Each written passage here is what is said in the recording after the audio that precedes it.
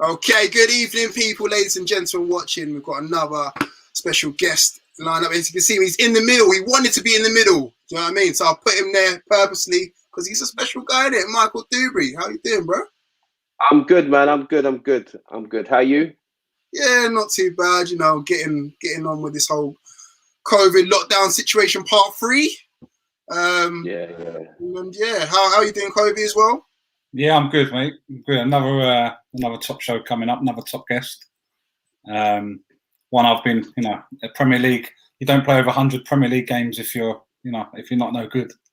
So it's good to be here. It's good to have Michael on. Can do a bit as well. Do a bit as well, yeah. So how I'm excited. I'm excited. Good. Listen, I'm just saying it's gonna be a hot show because it's 8 o'clock at night. I'm hungry. Like, I'm downstairs. I put pause on my Hard Knocks NFL, so I'm ready for this. So let's go. Let's go. So first thing first, how have you been doing through this lockdown period as well? Have you been watching a lot of football? Have you been doing the 5K runs? Because, I'm fit as I've ever been. I don't think I've been fitter than this. I'm ready to play. Like, as soon as lockdown, I'm ready to go. So I don't know about you. More power to you. The 5K runs. It's good that the screen stops here.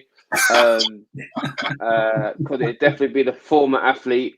No, I've been. It's hard to keep the consistency. That's a little bit of me that does lapse nowadays because I'm so dead set on the new post career and doing the work and getting the admin and doing the emails that sometimes I neglect the thing that I once had.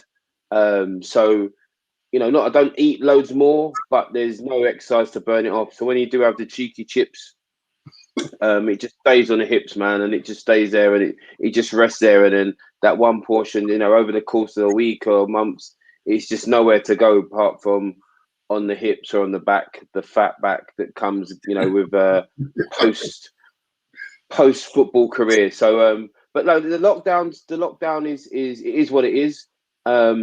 It's the saving grace that everyone's in the same situation. It's not just like oh, I can't go out and other people can.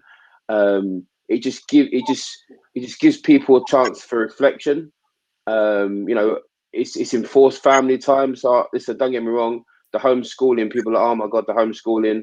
Yeah, it's a bit annoying with people working. You got the kids there, but it's enforced family time. So if someone said you got to spend time with the family, unless you really don't like the kids and the missus, it's not the worst thing in the world. We want a little space to get out and a bit of freedom. But the worst thing for people is not being able to do what they want to do. And I think it's the financial strains that really is the stress of people, because as fathers out there that want to provide, that have been let go and they can't do that, can't find work, it's stress because you've got your kids around you and that the situation is changing and you actually can't do anything about it. So for me, it's just on the grind, trying to do what I'm doing, speaking to people, trying to get them to buy into what I'm doing. I'm not a salesperson, so my only tool is me saying what I say and my belief and faith in what I'm doing. I don't try and push. I've never liked that someone doing that to me, so I don't do that. But if people say no, I understand why. If people say yes, brilliant. So life isn't too bad. I mean, to be honest with you, the quick story. The only thing that bad happened to me through lockdown is I told a story recently on one of my social platforms. I went back and revisited that when I was at Chelsea at 21, I got Bell's palsy, and that's where one side of your face collapses and you have this sort of like mini stroke. And at 21, I was like, oh my god, and I got through it eventually, and it was there, but it was like a big shock. Especially someone so young and fit, you think, oh my god, how have I got this? There wasn't much medical science behind it. It was just like, well, it could be stress, it could be anything. And last lockdown, virtually 21 years on, near enough to a month, I got it again. I woke up one day and my face was like, whoop, and it was just like, and I got Bell's palsy again, 21 years on from the first time I got it, which was a bit of a, I'm got all these Zoom calls and meetings, and I've got one side of my face. I'm thinking, do I do it? Do I cancel it? I don't want to cancel it because it's work. So, you know, I'm trying to speak by, you know, just sitting there, like, you know, just trying to talk by holding my face. If I did it, my mouth would go like that. So I'm just trying to talk so it keeps my muscle in my face. But, you know, didn't, you know, not one to start going, and put it on, you know, platforms and this and that. Just got through it. It went after, I think I've had it for about 3 weeks. But yeah, it went. So that's the only, maybe that stress coming out in a different way. I didn't even realize. That's the only bad thing that happened through lockdown. Wow. Wasn't expecting that. But yeah, I'm glad to see you're okay and you're with us tonight. That's it. Yeah, so look, you mentioned Chelsea, one of the clubs that people remember you for. So talk to us, how does a young guy from North London, is that correct in saying? Yeah. London, yeah. North London. Chelsea, amongst all of them superstars there, man. Talk us through the story from North London to Chelsea, man. All right, so born Edmonton, N9. I want to start going this postcode stuff, but N9, I brought up. Then went to school in Enfield Grammar. So during my time, I started off at Enfield Rangers as my boys' club, and Spurs was the local, like the pro club, the nearest one there. And a lot of the players when I went to football were like Spurs, like the train at Spurs.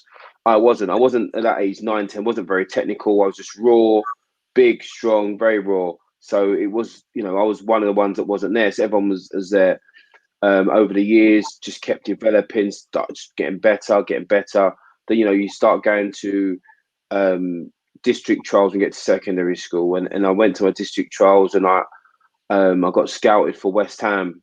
And I went to West Ham. I was like, Mum, I've got a trial for West Ham. It's like, okay, like, all right. I need a, you know, only football kit I had was Enfield Rangers. My mum, like, we weren't the family, Caribbean family. My dad wasn't really interested in football. It was cricket and horse racing.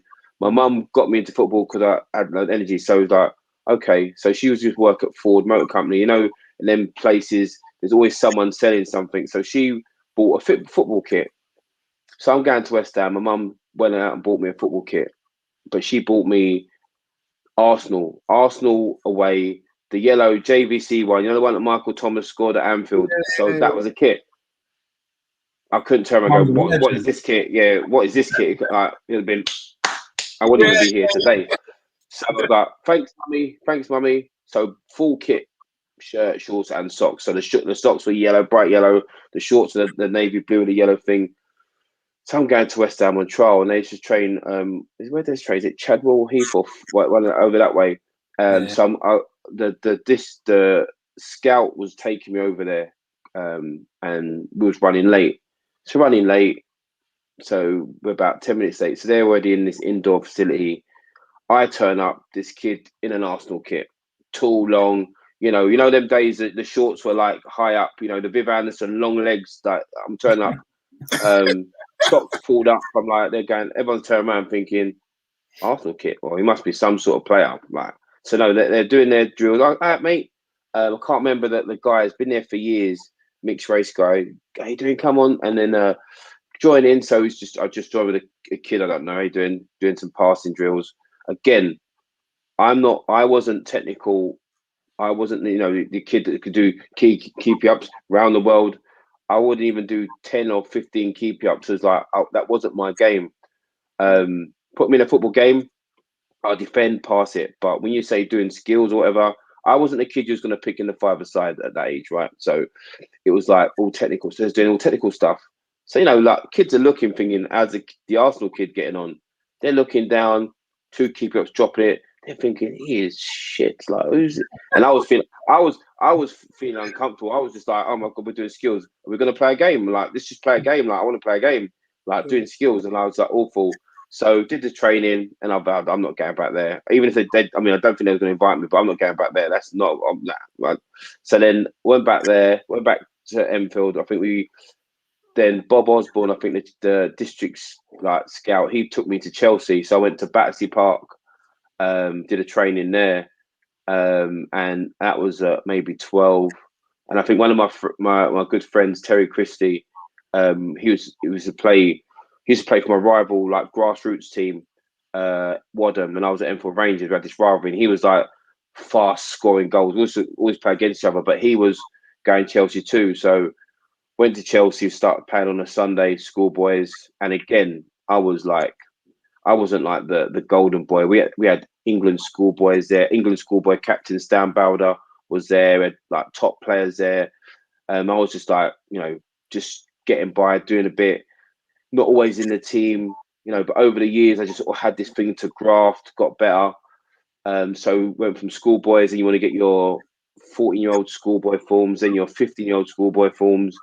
Then I think it's like, then you want to get your YTS. That means when you leave school, you get your 2 years YTS. Now they do the academy, don't they? But now it's just YTS that you go out. It's like, 2 years YTS, government training scheme. You start off at £29.50, and then when you're 17, you get £35. So those that had the early birthdays were buzzing. Like I had October, so I was only £29.50 for like 3 months. It's like £35. So when you got your little wages and that, what you get? Nah, mate, like £140. They're getting, oh man, God. Do you know what I mean? Buy some Ribena. Nah, mate. You know what I mean? Like, because you had the most money. So I got my YTS at Chelsea. I got my YTS. I was buzzing straight from school. Went to Chelsea. So when my first year YTS, I think Ian Porterfield was manager. I think so. And then my youth team manager was Peter Nicholas, former Crystal Palace Wales captain. And like he wasn't the best for me as a manager. I was just I was playing raw, and didn't really help that much. The year above me was Muzzy, is it? He was at Chelsea at the time. Quality player. Muzzy was an unbelievable player. Shame he didn't get a chance at Chelsea, but he went on to have a great career. So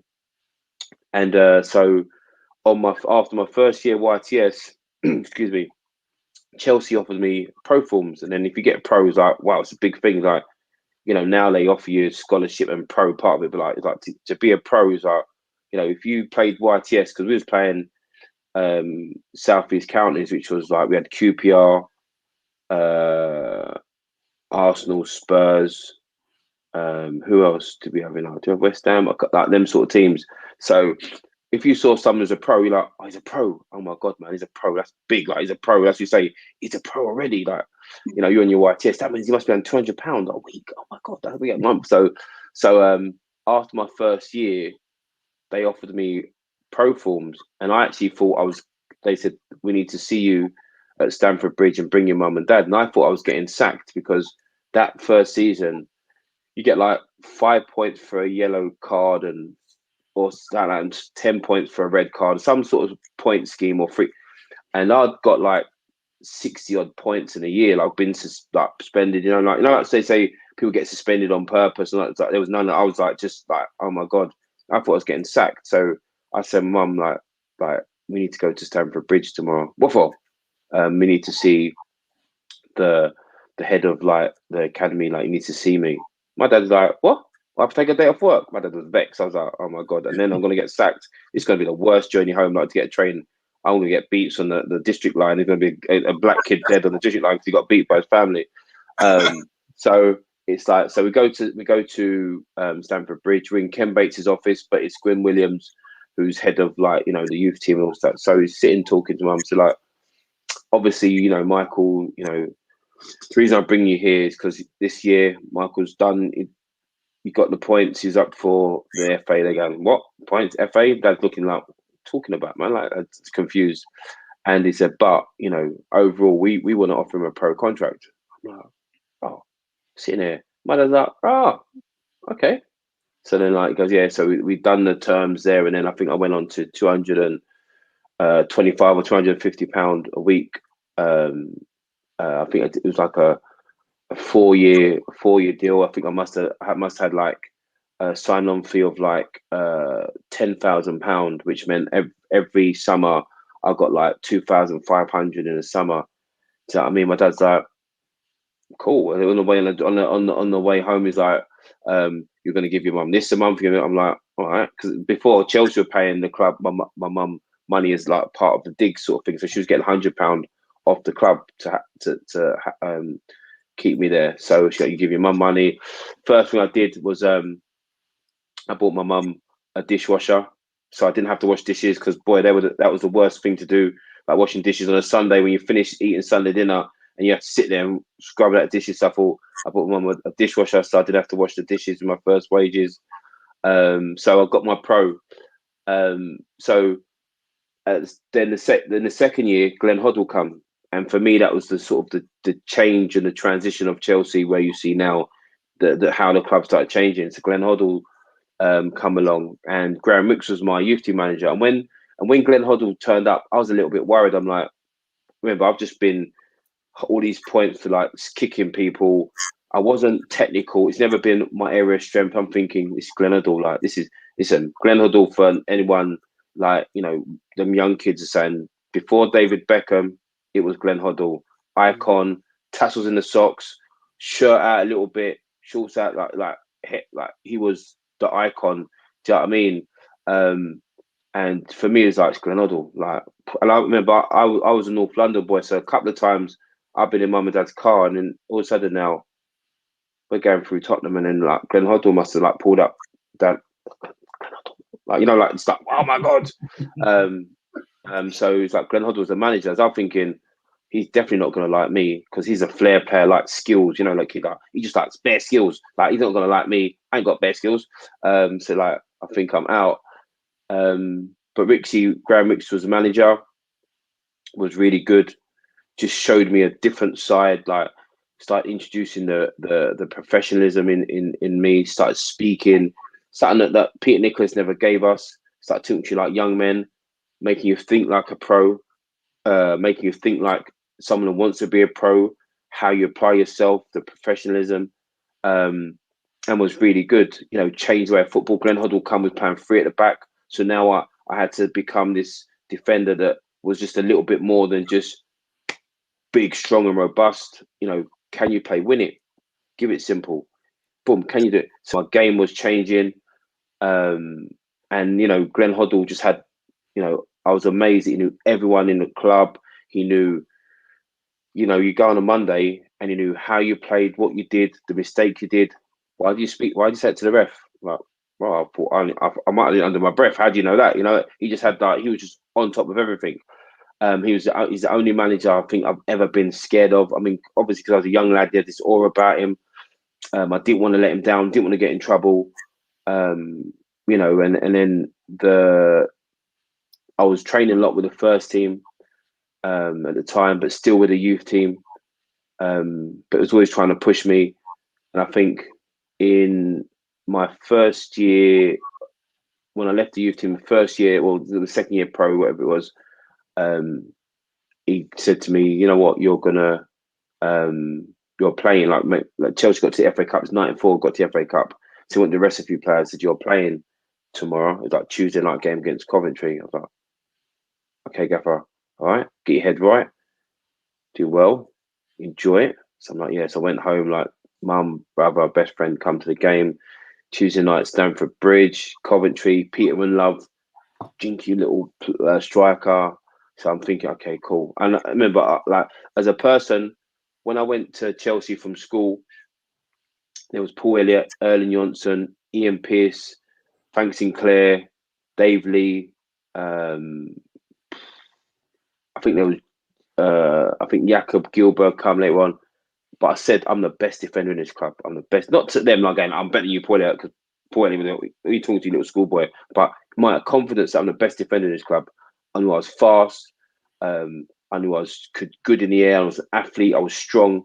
Do you know what I mean? They had experience of it, but I said, I'm the best defender. When I went in the first team, I played like that. Like, you know, don't get me wrong, there's clever little moves that the senior pros might have. But if you got away from me 2 steps, I was catching with my pace. So I said, I'm the best defender. I defended properly. I didn't just try and bully everyone. I just tell myself the best defender, and I kept that. So when I was going into the first team to play, I didn't have that fear. I was never nervous, never got nervous, never worried about games beforehand. So I was just someone that was like, you know, not ultra confident and arrogant. I'm not about that. So when I played, I was like, yeah, going into the game, all right, cool, I'm going to show them. So playing the game, kick off, running, people want to make you run, go with him, makes you run. You know, still excited. You know, you're playing in the crowd now. Stamford Bridge before, I'm used to coming from the youth team game, watching the first team game, going to get a hot dog and chips, watching the game, then clear up the dressing room afterwards. That was our routine. Now I'm in this game. So after that, I did a little run. Oh my God, my leg. I thought, oh my God, it can't be a muscle tear, but it can't be cramp. I'm fit. Like, so look to like the old Matthew Harding stand. There was a clock there. It's like 6 minutes gone. 6 minutes gone. I've got cramp. I'm like, fuck, like I can't have cramp. I've got 84 minutes to run around. And Peter and Love, like, it was G. So I just managed the whole game, like now and again the twinges of cramp, like. Done all right. We lost the game 2-1, but I did all right. Manager said you did well, but I didn't play again. The rest of that season, they played the cup final, and then I went on loan to Bournemouth. Loved it at Bournemouth. Like loved it. This is when Bournemouth was in League Two, so there was in like the bottom flight. Mel Machin was the manager. Just loved it, and I remember going down there. And we went to a hotel, met the team at the hotel, and they had like some old senior pros.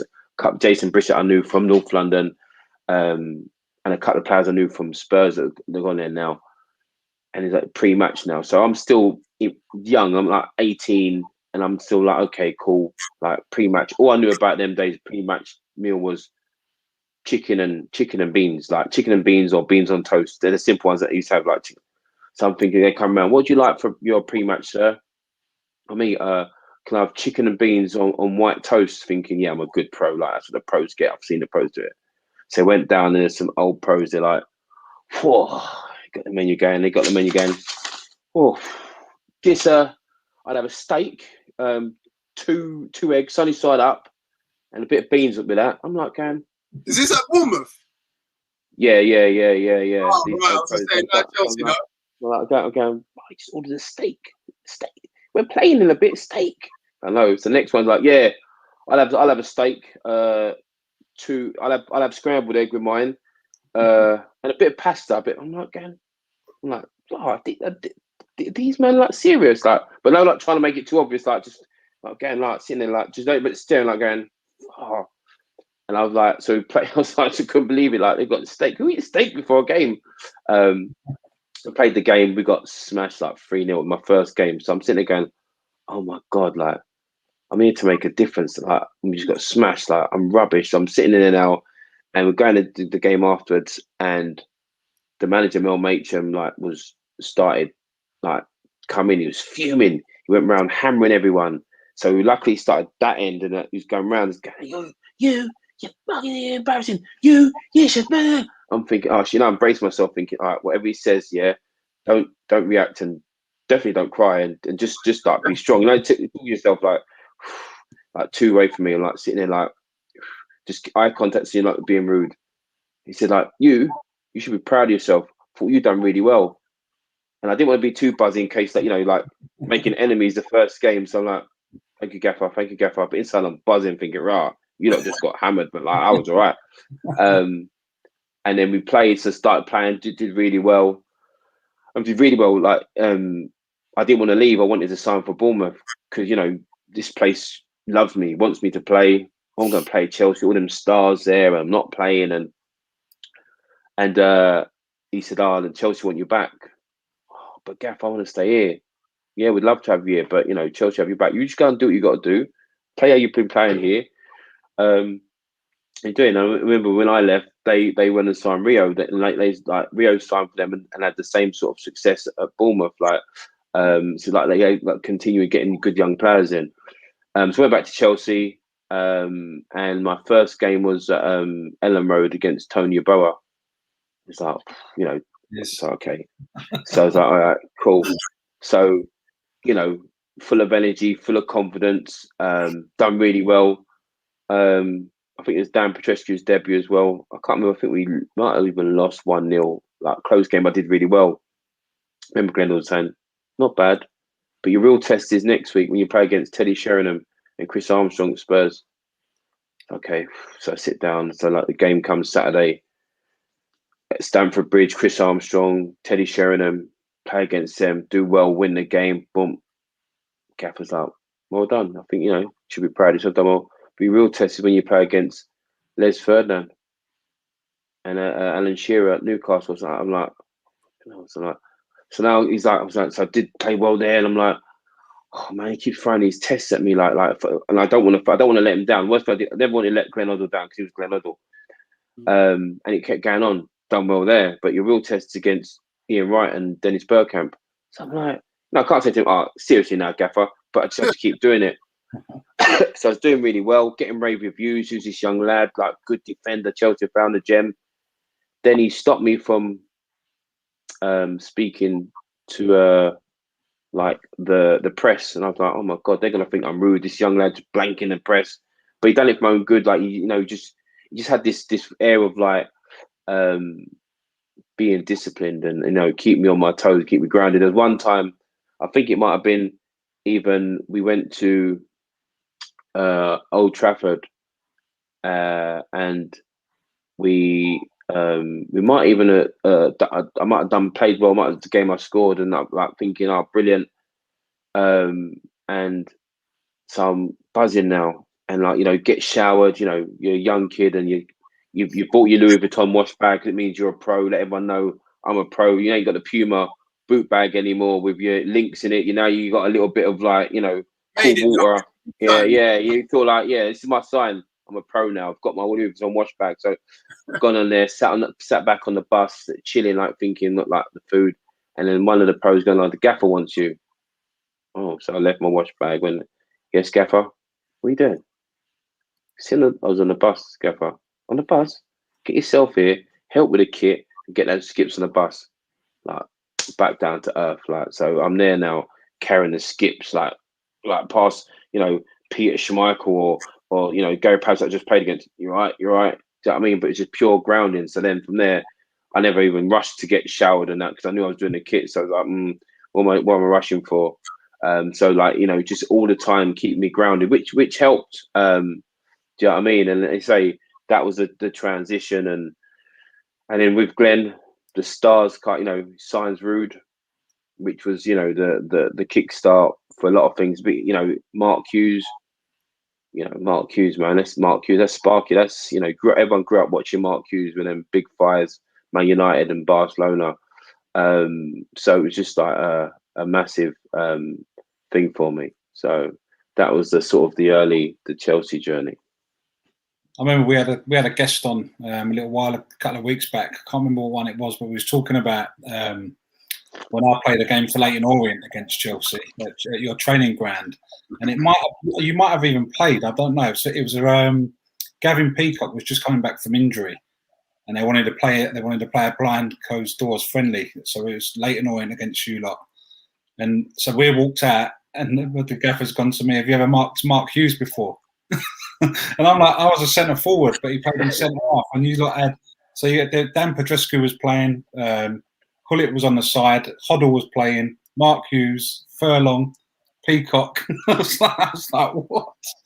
So I'm sure. Yeah. I think I was talking to Clint earlier. I was thinking that you might have been there that day as well. I most probably would have done. Do you know what I mean? If it's a game, especially like playing closed doors, mostly would have played. Yeah. Like you say, it's those sort of times when Glenn Hoddle was under his management, those sort of games. Gavin Peacock, I speak to him now, top man, good player, really good player. There was John Spencer, really good player.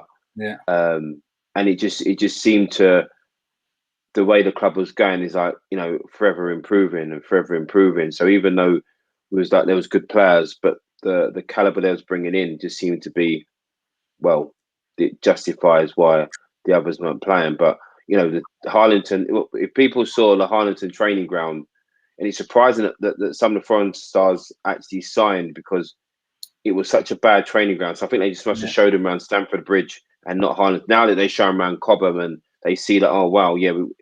But when you went to Harlington, it was just like a university. when they're ready, we need it back. Everyone had to get out. Yeah. Some people their tops off, just getting in their car. Oh God, all right, give us a chance. Like you have to get out. You have to get out. When the university needs it back. Everyone, hurry up. We need to get out. The university need it now. We've got to be out by 12. And that's a top Premier League place that sometimes if we trained on a Wednesday, we needed something. We had to be out by 12 because the university needed a training ground for 12 o'clock. It's like that's the difference and how things have changed. It's funny because you said what you said about Glenn Hoddle with his shorts and his shirt. He used to have them sort of a little bit tucked in at the front and then hanging out at the back, didn't he? So I'd always wear mine like that as well. And he was during that game, he was pinging like 60, 70 diags without even. He was like he started the no look pass before the no look pass was even. He was effortless. Effortless. And the thing is, sometimes he was always on me, like not in a bad way, but just wanting to be better. And sometimes when he used to play, you feel it back and he used to play in the middle. I hate it. I honestly hate it because instead of getting the ball and he'd play it to you, simple pass, he'd play a pass with spin. So now you got to worry about this ball coming and control it, because if you don't control it right, like a cricket, I'm going LBW. So I'm like, you would say, just fucking pass it simple.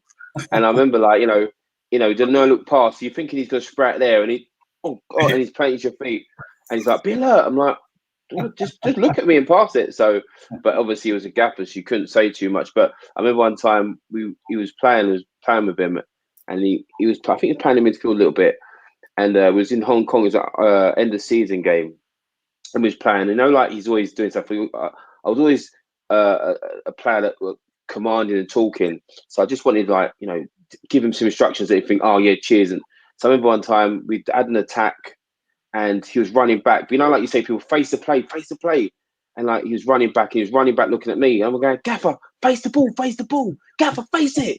And he pointed. And then as he pointed, I turned around, there's a big screen and the game was going, so you can see it anyway. I was like, Gaffer, I was like thinking, flash, just face it anyway. But I couldn't even say, even when I tried to trip him up, like, yeah, see, face it. Come on, Gaffer, face it. He's like, okay. There's a big screen so you can see it anyway. So, but yeah, he was, like iconic, and and I think he revolutionized Chelsea in the way that he saw football, the little bits, in diets, stretching.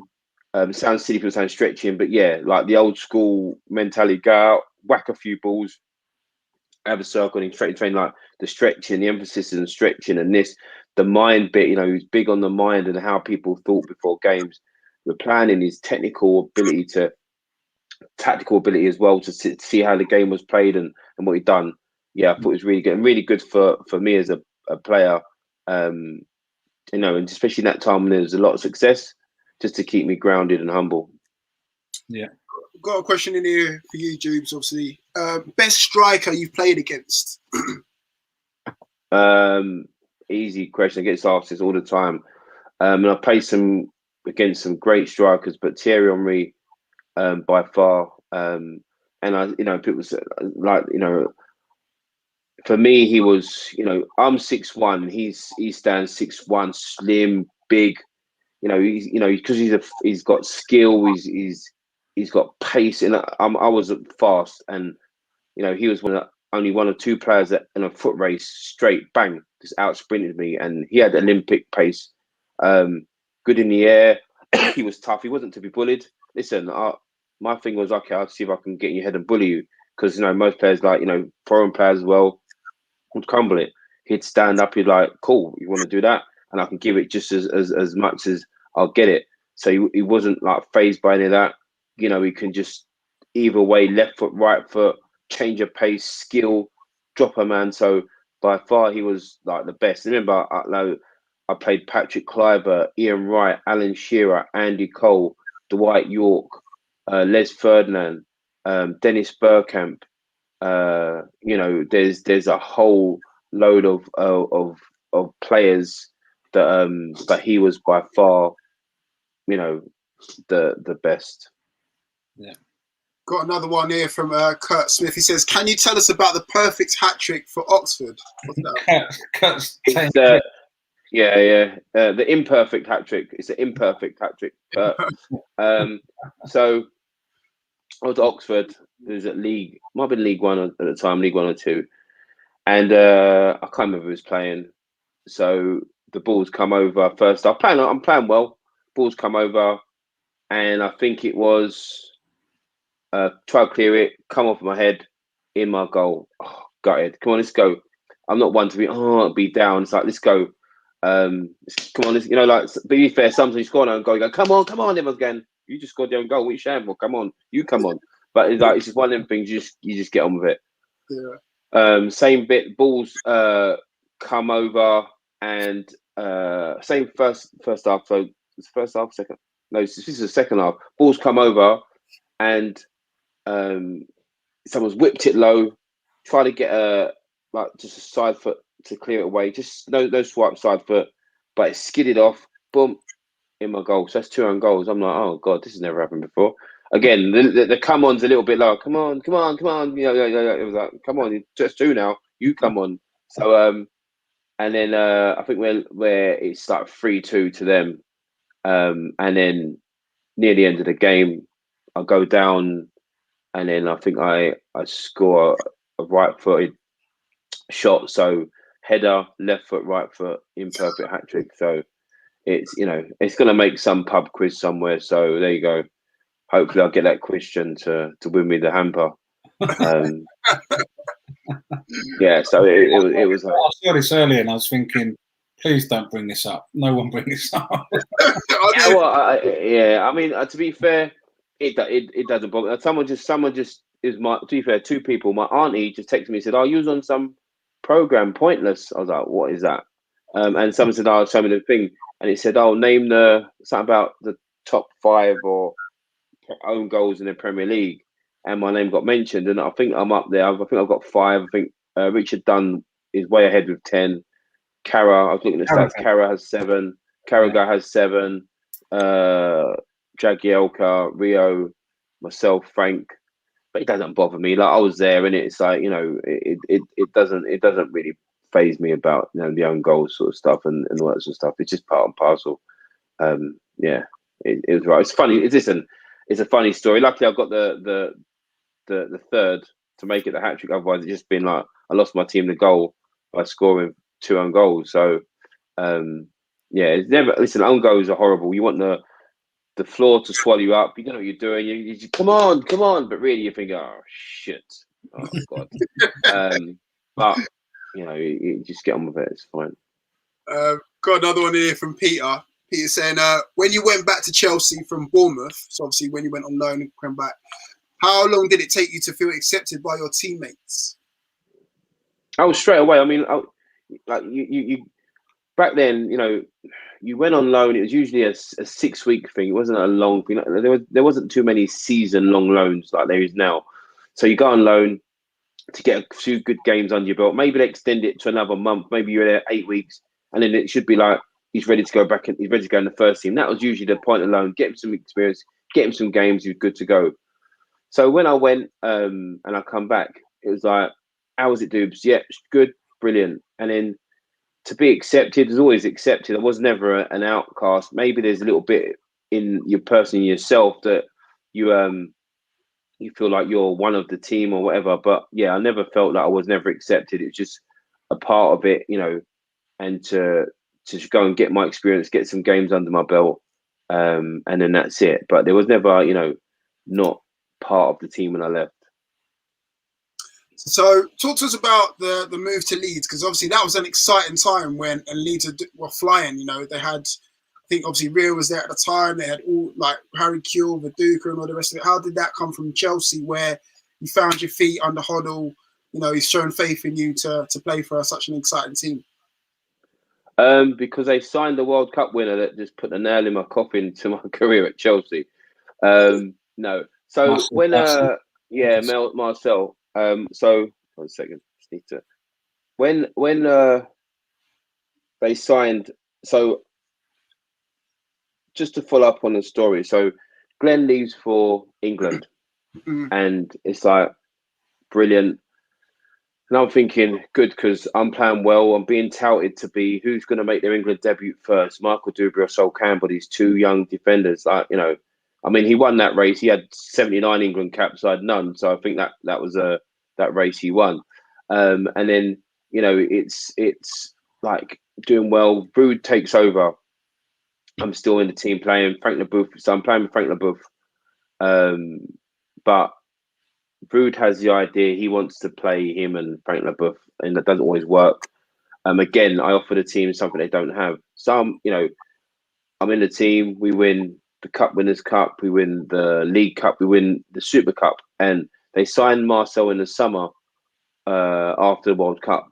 So it's like, okay. But again, young, confident. I'm like, cool. Like, ain't like my place. He'd have to, me and Marcel take Frank out.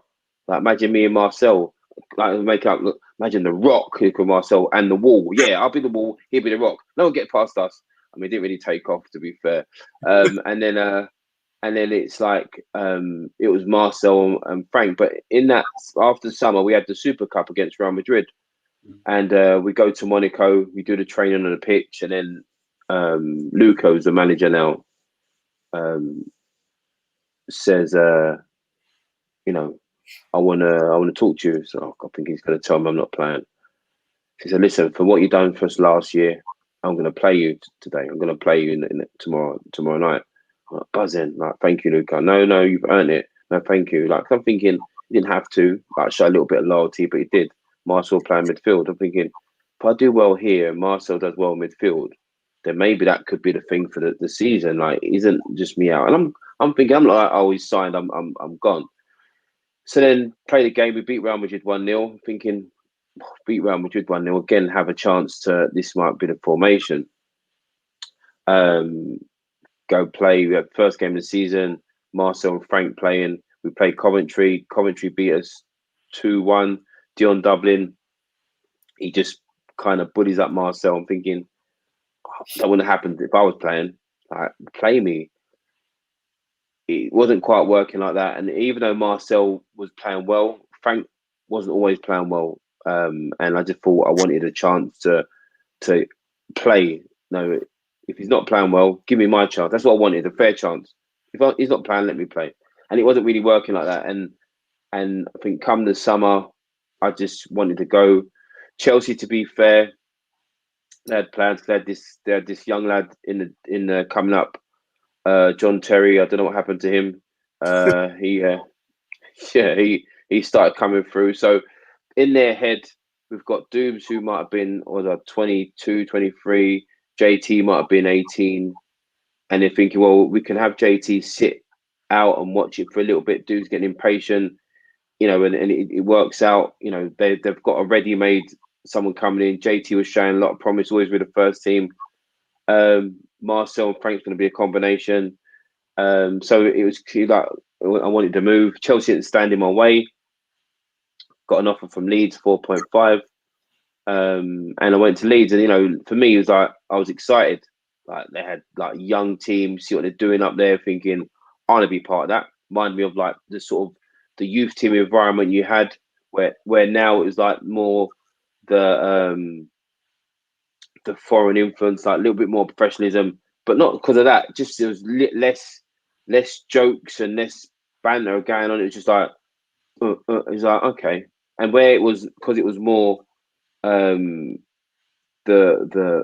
foreign mannerism, because more than the English. I think there's Ali Wisey, Graham Lasso, Jody, myself, Andy Myers, Dave Lee. Maybe Dave Lee might have gone by them.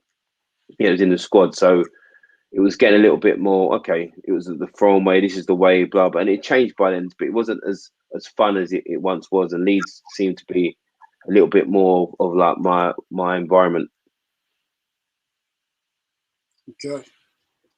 So then you're at Leeds, you're in and amongst all of these superstars, man. I still remember that team to this day, like playing against, you know, in the Champions League and all the rest of it. Like, how did you feel like you've arrived, or you've got up a level, or would you just? No, I'm not saying arrived. I mean, when I went to Leeds, I went there like I've established myself. I'm a top Premier League player. I'm coming here to build on what you've already got. So I knew there was competition in place. When I signed, there was Jonathan Woodgate, Woody, and Lucas Chief, and Robert Molnar. But I went there going, I'm breaking this pairing. I didn't go there to like, remember, I'm not the young youth team lad. I've played games. I went there as one of the only players that at that time had won anything. There wasn't many in the squad that had won anything. So I'm not going there to say, oh, I've arrived now. That wasn't my mindset. My mindset was to make an impact, like to show everyone like, wow, I'm a top player, why they pay this money for me, why I should be playing. And it's up to Woody and Lucas to play alongside me. So when I arrived, went pre-season, went straight to Sweden for pre-season. And, you know, with different games, trying different combinations, I was doing well. I was getting man of the match for a lot of the games, doing really well. So I'm thinking, yeah, they know that they've signed a player. I remember some of these players have played against me anyway, so didn't think they was going, who is this? Yeah. So, and we had a good team, but I thought I'd done enough to start the first game of the season.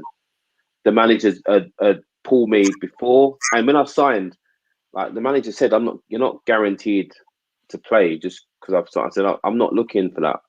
I just want to know if it's done fairly. That's all I said to Dave O'Leary. Like, is it done fairly? Because I've come from an environment where if someone's playing rubbish, he still played. That for me, that's not right. Like, so I want to know, like, is it done fairly? Yeah, only that's how I do things. Cool, that's all I want to know. Not kids to guarantee the spot. You know, hindsight, maybe I should have went and guaranteed the spot. But so then when the first game of the season, he pulled me and said, "Listen, for what they done last year, I'm playing Woody and Lucas." I couldn't argue because I've been a beneficiary for that sort of loyalty myself. So I was like, okay, cool. Now it's down for me to dislodge these two because if they play well, so they've done well. They've played. I didn't make my debut until I think it was Spurs, like 5 games in or something. So I played and done well. Played another game, done well, but then ruptured my Achilles tendon early on in my Leeds career, which kind of killed any momentum. And in the time I ruptured my Achilles, they signed Dominic Matteo, Scotland captain, and they signed Rio. So it was like, do you know what I mean? It's like that sort of all over again. You know what I mean? Like they've just signed they signed 2 players. Obviously in Chelsea, they signed Marcel. Do you feel like they kind of? I mean, how does that affect you when you see these new players coming in there and they're potentially coming for your spot as well? Didn't it? I wasn't. I was like, okay, cool. I just have to just grind and just dislodge them. So you know, obviously Rio's established, Dom's established. Well, Dom was a fringe player at Liverpool, but he's still an international and a good player. So like he was still established Premier League player. Rio was the one with the biggest reputation, doing well.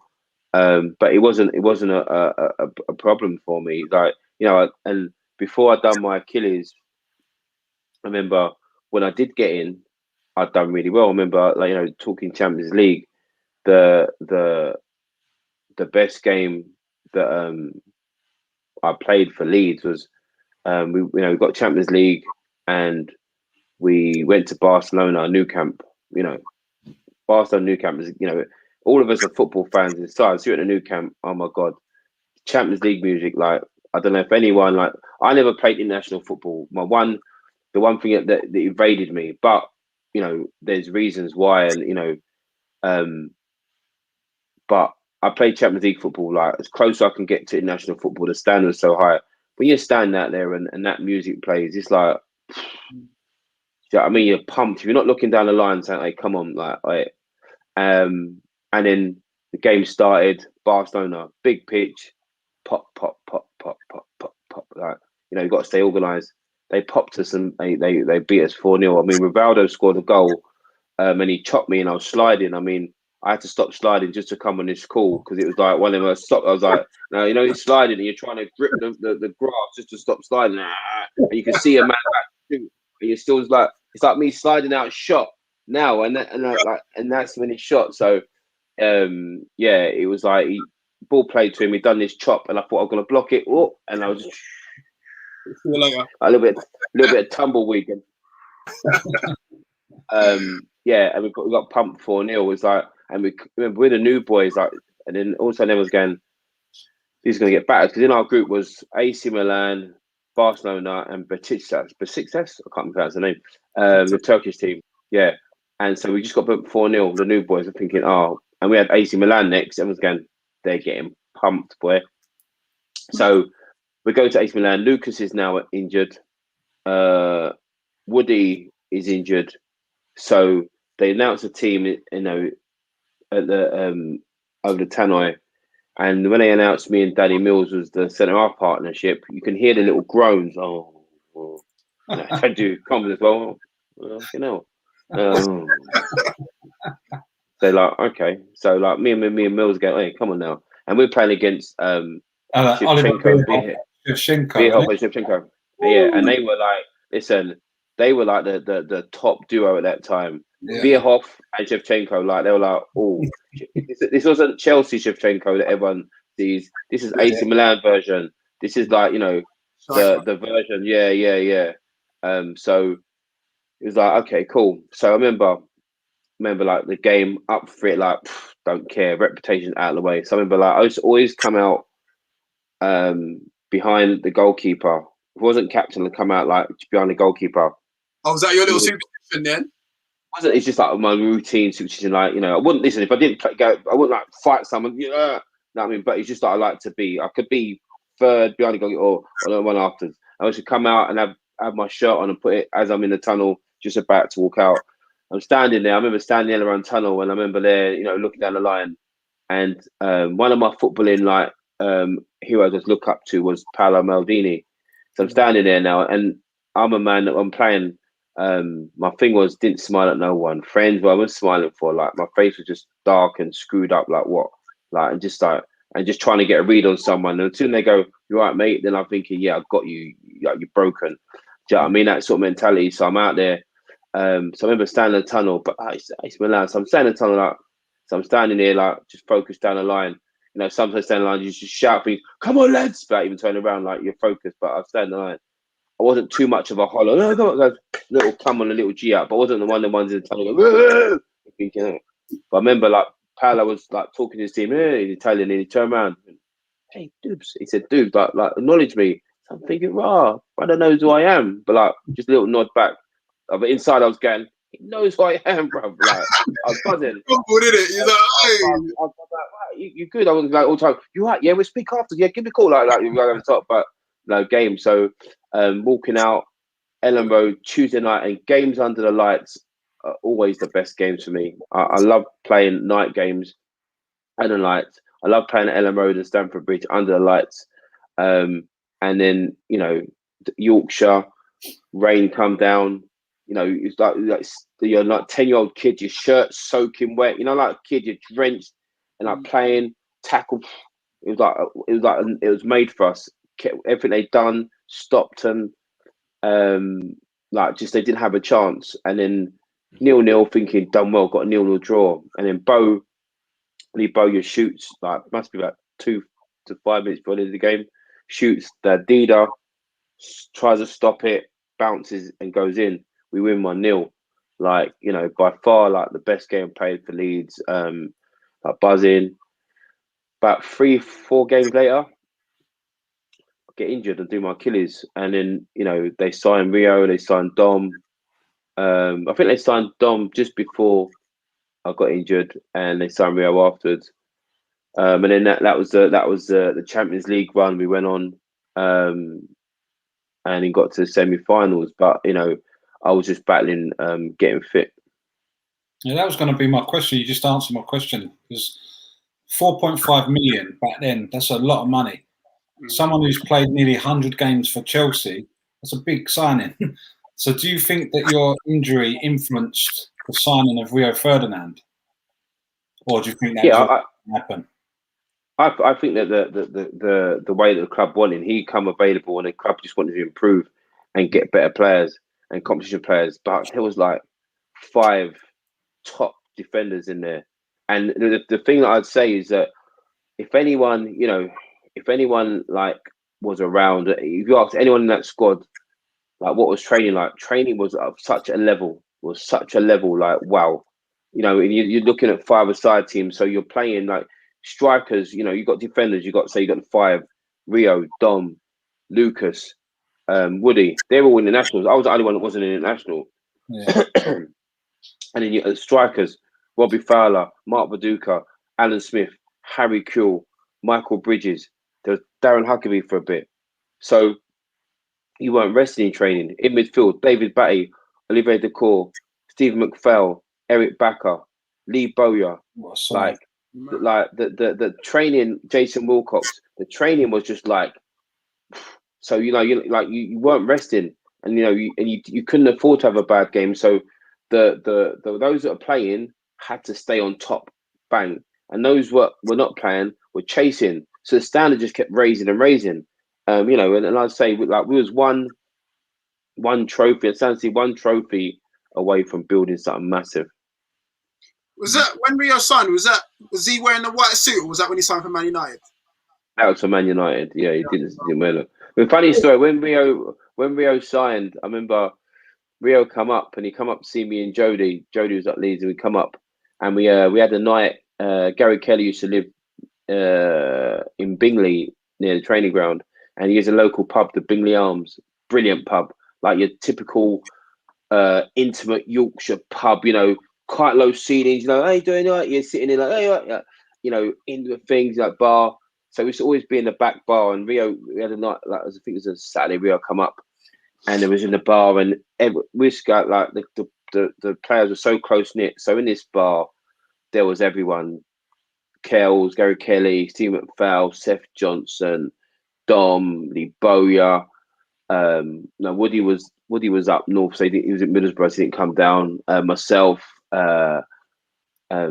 Jody was there, and Rio, and I think both of them were coming down for a night, so to see me. So it was in the bar.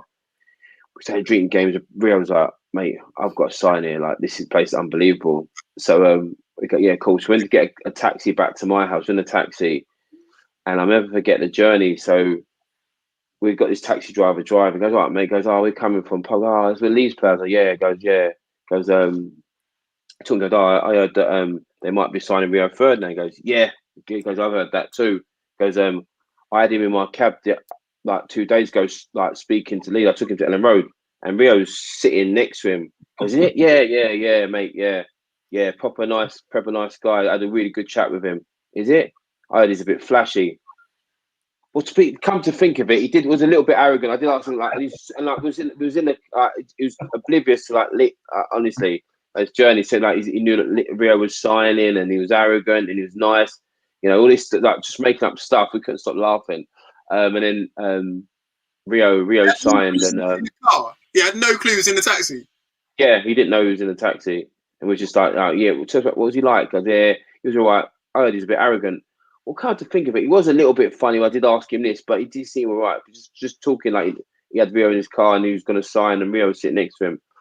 But Rio signed, and to be fair, the pairing was Rio and Dom, and they were unbelievable. And they didn't get enough credit at that period of time as a pairing in the league. They were like a really good pair. So, myself, Woody, Lucas. Like, Lucas was the team captain, South Africa captain.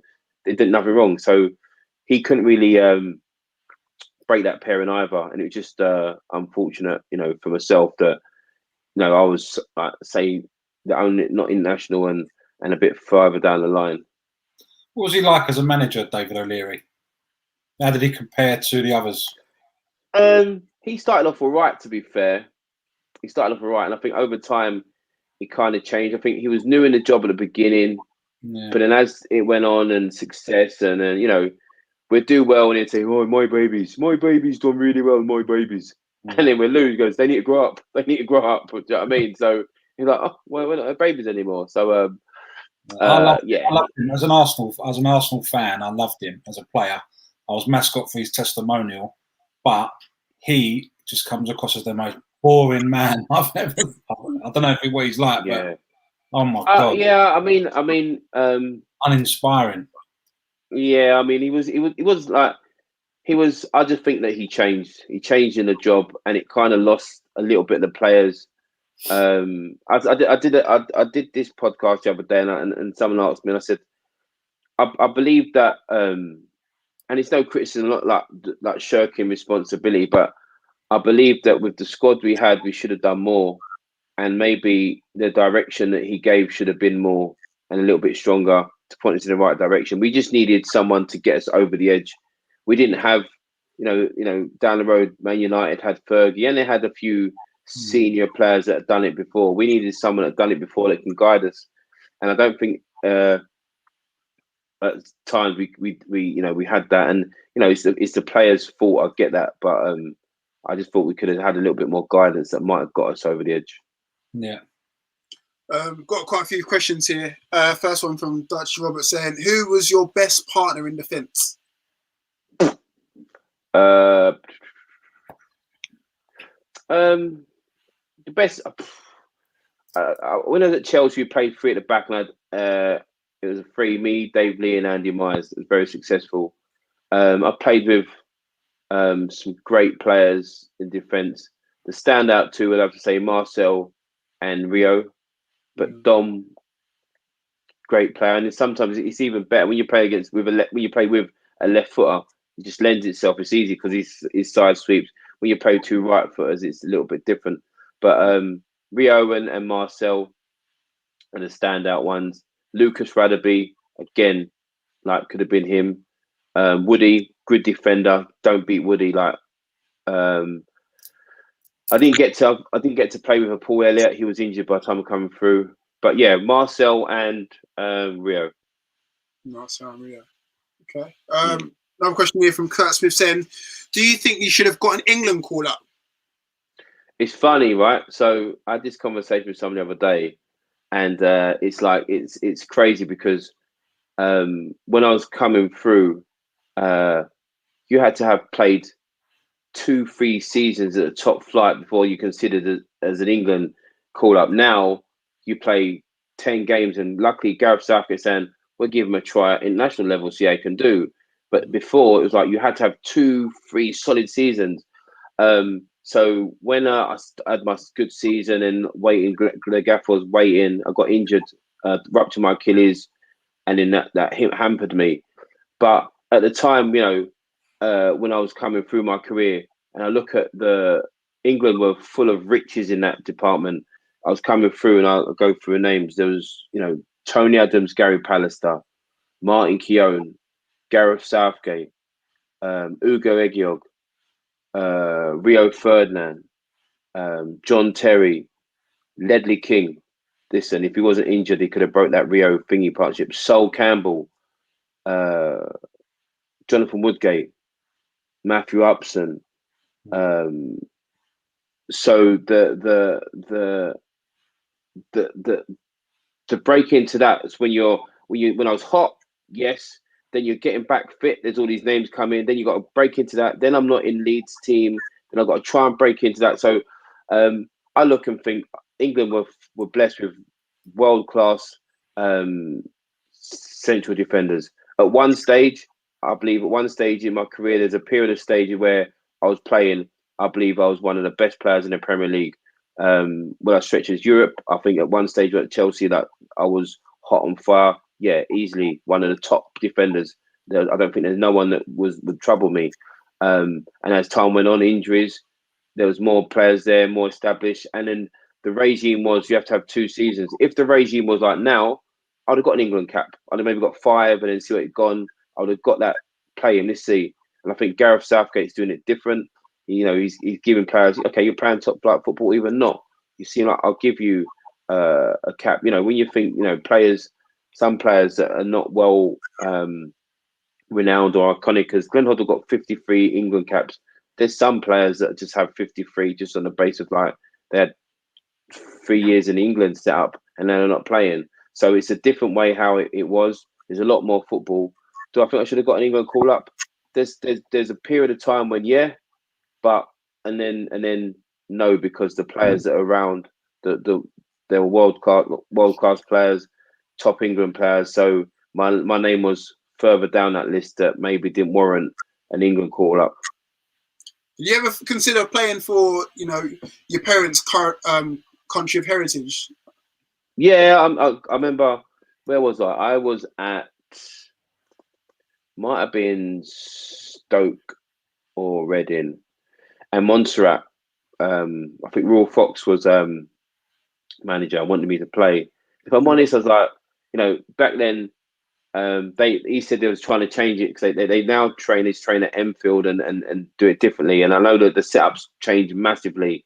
I see a lot of friends that I know that are playing for Montserrat. I didn't even know he was Montserratian, but back then you played for the Caribbean teams. The setup was very bad. They'd go over there and they'd come back 3 days late and all that sort of stuff. But my aspiration was to play for England. And I then didn't want to just go, okay, just to get an international cap, I'll go and play for Montserrat, even though it would have been make the family proud. But I just, I wanted to play for England. And I didn't play for Montserrat. I don't have any oh man, I should have done. My thing is and even like saying, looking at the window when I should have played for England, there was a time when I was hot, but the mindset was, even in friendlies, England didn't really change the team much. They just maybe tried one. Now they're trying different stuff, and they're the friendly. Back then, it was like we're playing the same team, in the same team. So it was. There might have been a window, a small window, when I should have maybe got a little call, but the way it was then, you had to play 2-3 seasons. Got one in here from Jake. Jake saying, taking away Celtic and Rangers, what would you say is the most difficult league? The SPL with St Johnstone or League One with Oxford?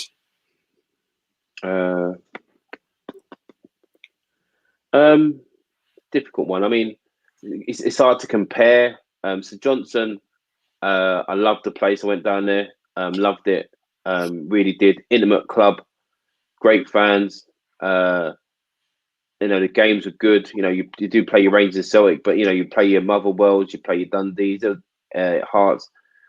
It's a difficult league. Again, take the 2 out. It's quite even.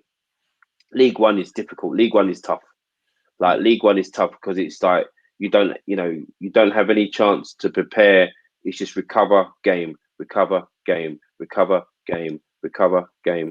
Do you know what I mean? So 3 games in a week where you play Saturday, recover, got a game, recover, got a game, and it could be for 3 weeks, and you get a week off. So it's relentless on your body, relentlessly mentally. So the most difficult out of the 2, excuse me. Oh, sorry. Keeping you up, mate. Oh yeah, no. I think that's the hunger yawn.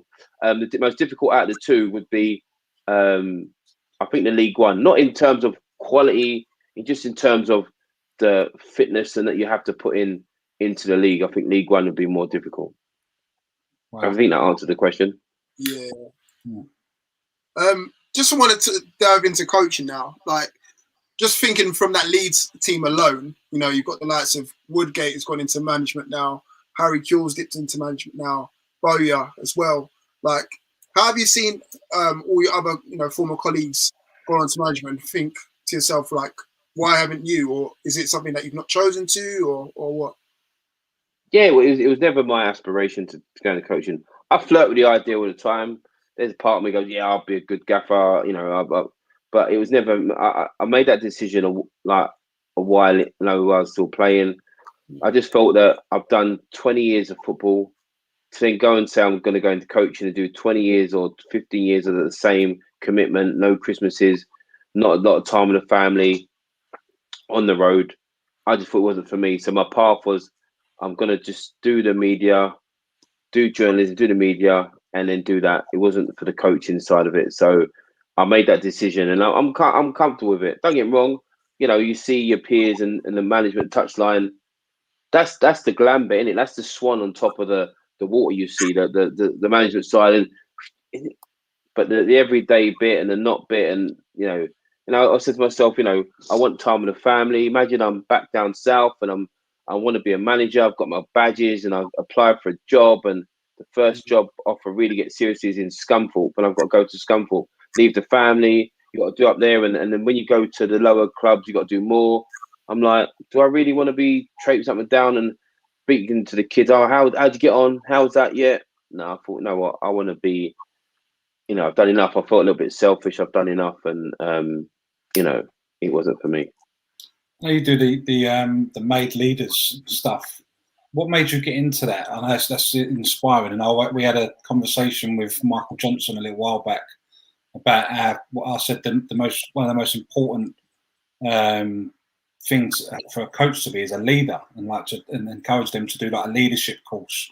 So I said one of the best things I went and done was a living leadership course, and that's transferred into my football, into my home life, into my work life, and it's just a marvelous skill to have. And what made you get into that, and what made, because you're so good at it as well. I've watched some of your videos, and it's inspiring. Yeah, I mean, to be fair, like so when I was the mindset when I was coming out of football was like I wanted to do. I thought I was doing when I was in Scotland. I was writing for the Scottish Sun, and I was like, okay, cool. I do what I do, the journalism. Then before I just go in the studios, I've done like a couple of years of journalism. Then when I go in the studio, my words are being taken a little bit more seriously because I've got a reputation as a good journalist and blah. So doing that, and it was like, it was okay, but it wasn't give me that little. So people used to say like, oh, you should be a motivational speaker. You're always helping people, doing that sort of stuff. I used to do it when I was playing. Always talking to younger players, trying to help people. I love helping people. That's my thing, my passion. I love helping people. I love seeing people get better and improve, and love being a part of that process. Yeah. So I went and started, doing keynote speaking and stand up in front of people, being a motivational speaker. I don't like the term, just like speaker, and stand in front of people and helping them. And I worked with a lady, Dee Clayton, who sat me down one-to-one so I can just put together any talks. You say, Gun, can you do a talk on team, the efficiency of a team? I can go and put that together, so I can do that. But then when I'm in the room and I want to help people, I wanted to do more. So I wanted to make sure that the people that are hiring didn't have an excuse to say why I couldn't do it. So I went and done an executive coaching course. So I qualified executive coaching. So Made Leaders is born out of that. I use the leaders, and again, through football, I say to people that there wasn't too many. Now everyone's like a coach, and they use the term coach, but it's just managers, and it was just like, can you do that? Can't do it, you're out. You could do it. It wasn't like, why can't you do that? Just to tweak things. It's like, you can't do it. So it's very, the football was very autocratic. Just do as I say. Don't argue. Just do as I say. Never looking into why can't you do it, or you might know a different way. Can you do it a different way that might still bring success? It wasn't that, and there's only a few real coaches that had that. Why can't you do that? What's the matter?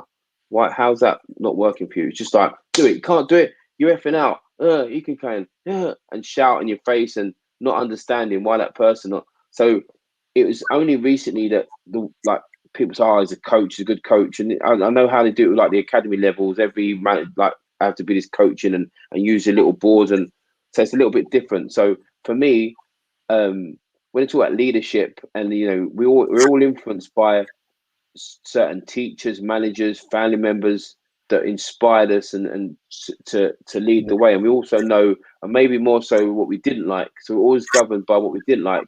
I didn't like it, so I'm definitely not going to do it to someone else and make them feel like that. So my thing was, people say definitely leaders is so spread out now. Everyone's talking about leaders and leadership. So for me, I was like, if someone inspires you to want to be better, want to do better, want to become better, want to become more, then for me, they're a leader. You haven't got to be that. Everyone sometimes thinks the armband. No, that's just a title or role. Do you know what I mean? Because we haven't always followed the captain on our team. Yeah. Because again, he doesn't inspire us, so he's just shouting at us, and just you don't have his trust. We don't really believe what he says genuine. So yeah, I'm not following him, but we're going to follow the right back or the midfielder that's, hey, come on and lead us to inspire. Hey, you can do it. You think, oh yeah, and you go to him for the question. So leadership isn't about titles or name tags. If someone inspires you to be more, and sometimes we get that every day.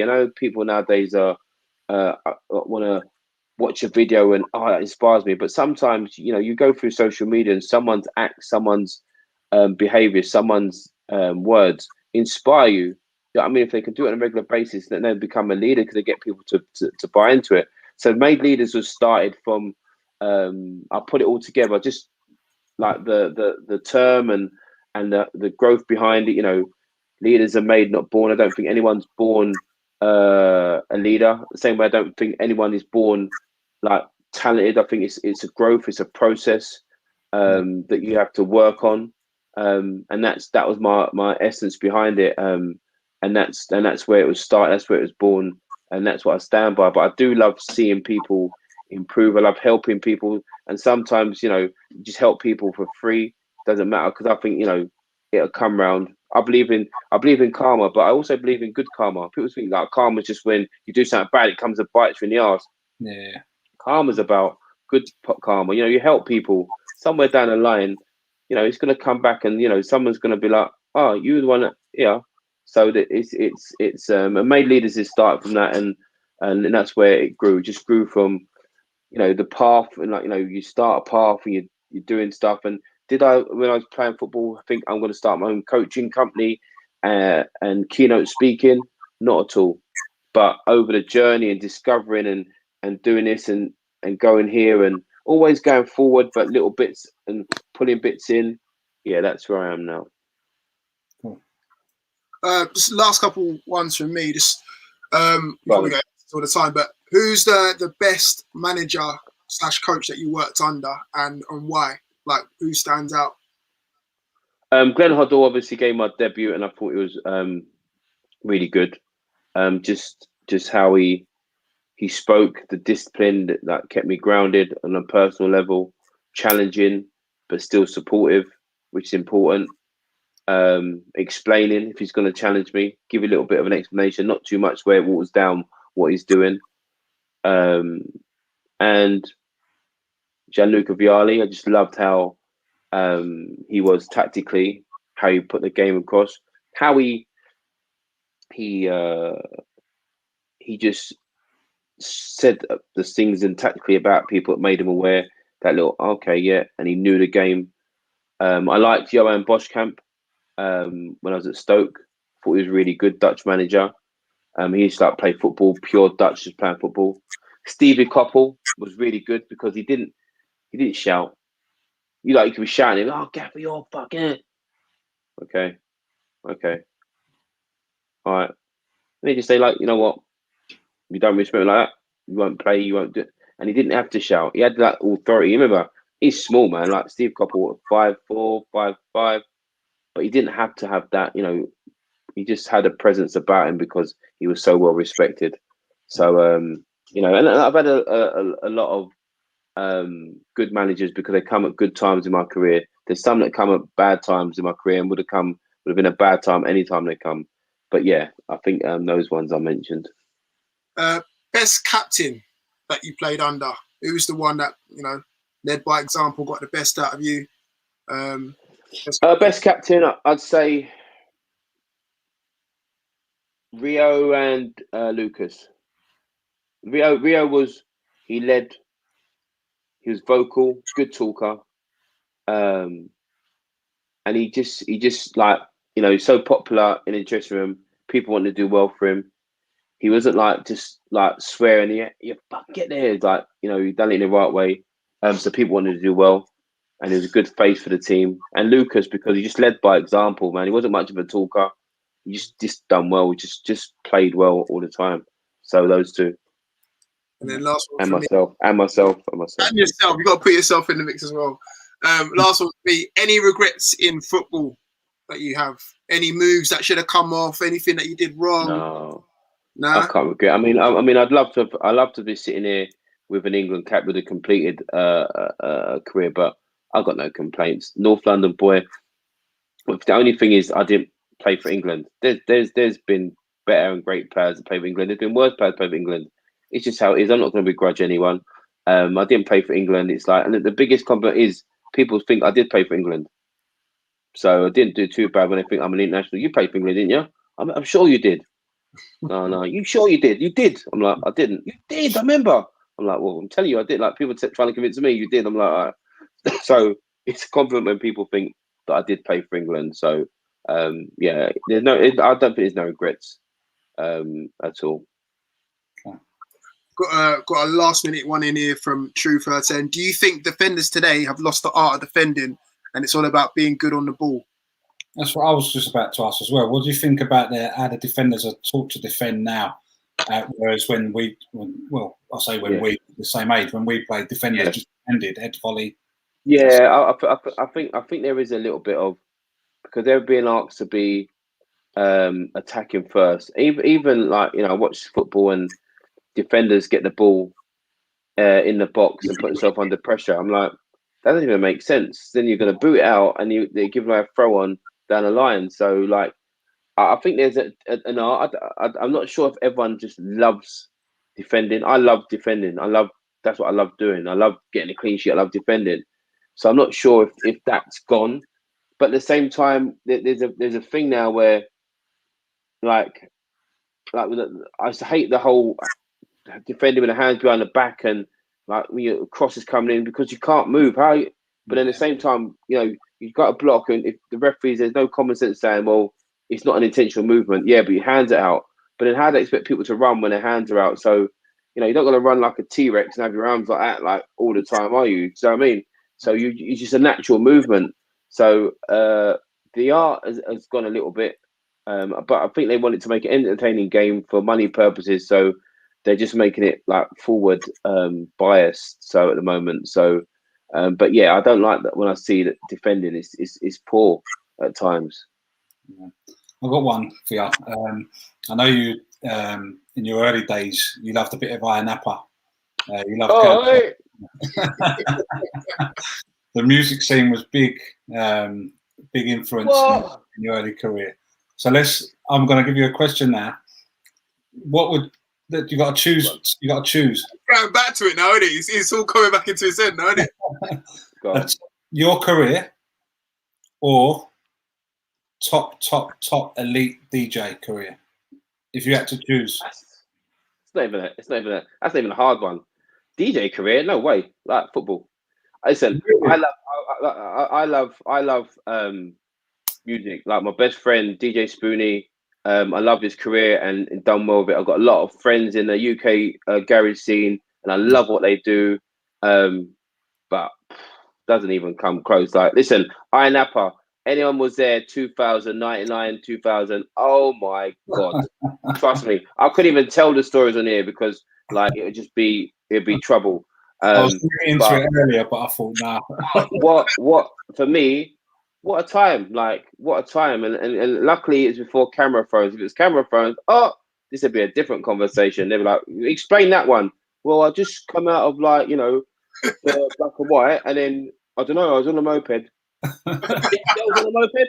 Yeah, no, I didn't really realize there was not really allowed one person on a moped. So it like the time was just unbelievable. It's like time to be young, free, like and but the music scene, like even like I was always like from when I was growing up, I was always went from the jungle scene to the garage scene. Like I was raving in roast. I was going in places, Colosseum, like anyone that's raved and raved in Colosseum knows where like them sort of dance, be hearing the tunes and the bass lines just pumping your chest when you're Ayia Napa, and you're like, honestly, like great time. But would I exchange to be a DJ? No way. If you ask a DJ, I'm sure they'd want to be a top thing. I wouldn't swap any of my experience for any other career at all. But yeah, the Ayia Napa thing, I love my music. I love that sort of era. Do you know what I mean? It's just like it's unparalleled, like nothing to it. So yeah, but I wouldn't want to be a DJ or any sort of musician for my career. And last, yeah, go on. I was going to say last thing for me is my friend Johnny Fisher. This is why I've got the shirt on. He's making his professional boxing debut tomorrow on Sky, Matchroom Boxing. So I wondered if you could wish him luck. Johnny Fisher, yeah? Johnny Fisher, yeah. He's on Sky tomorrow night, his first debut fight. Okay. Shout out to Johnny Fisher. Listen, go out there, do what you got to do. Victory, get that W. Any means possible, my friend. Good luck. Start off something big. Yeah? Start off something big. Good luck, my friend. Victory. Quality. Cheers. Love that. No worries. Nah, cheers for that, dudes, and thank you for your time. Thank you for taking us down memory lane, man. There's some good memories there over the years, man. And yeah, man, maybe we can get you a DJ career further down the line, man. If you I can't DJ. I've had less. I had a half a lesson, but listen, I'm about the music. I love my music, but I leave it to the experts. But yeah, not the DJ, and I'm all good. I'm all good. That one. Cool, man. Appreciate your time, man. Listen, Yeah. gentlemen, listen. Stay peace. But hopefully we'll catch up very soon. Yeah. Nice one. Appreciate it. Stay blessed. Take care.